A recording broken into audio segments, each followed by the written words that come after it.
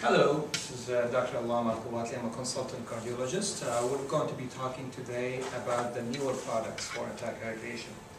As you are aware, warfarin products have been used over the last half a century or more, effectively many times with many side effects and also many contraindications at many occasions. So newer drugs has to be looked at over the last decade or two to see if better efficacy or at least similar to warfarin therapy can be achieved. One of the treatment that was looked at is inhibition of factor 10. Now someone will say, why factor 10? Inhibition will be as effective or could be even better than therapy with warfarin therapy. Now, if we look at it, we find out that factor 10 has a critical role in the process of coagulation. We have to remember that each molecule of factor 10 generates approximately 1,000 molecules of thrombin. Observed improvement of anticoagulant efficacy was also noted with higher inhibition of factor 10. So what would that lead to? Obviously, inhibition of factor 10 will lead to reduction of thrombin generation while not affecting free thrombin in the bloodstream. So it is a highly specific inhibition with limited known effect outside of the coagulation process. And the target, this inhibition of factor 10 in plasma as well as a prothrombinase complex can lead to significant anticoagulation effect.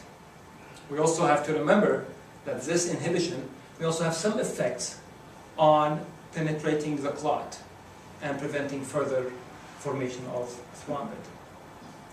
So what is a new product? The new product that we are all aware of is rivaroxaban, which was actually looked at and the molecule was identified in the late 90s and then start being entering the clinical development in the early 2000s and then enrollment in the late 2000s to be approved and launched as an approved product for the prevention of deep vein thrombosis in the late 2000s.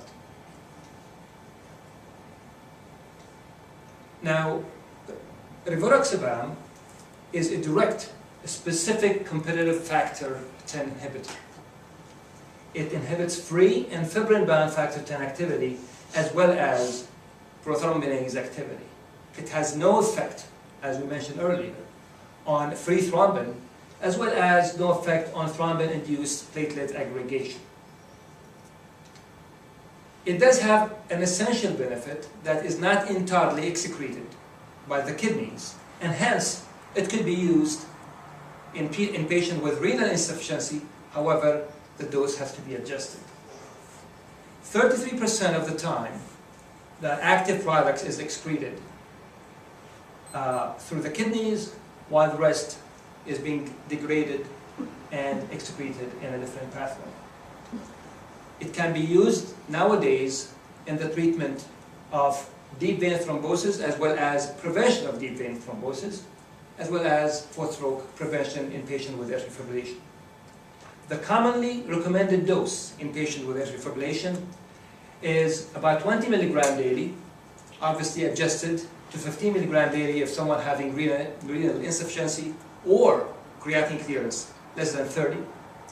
And the common dose for prevention of deep vein thrombosis after orthopedic surgery is 10 mg daily to be given for 2 weeks after knee replacement surgery and 5 weeks after hip replacement surgery.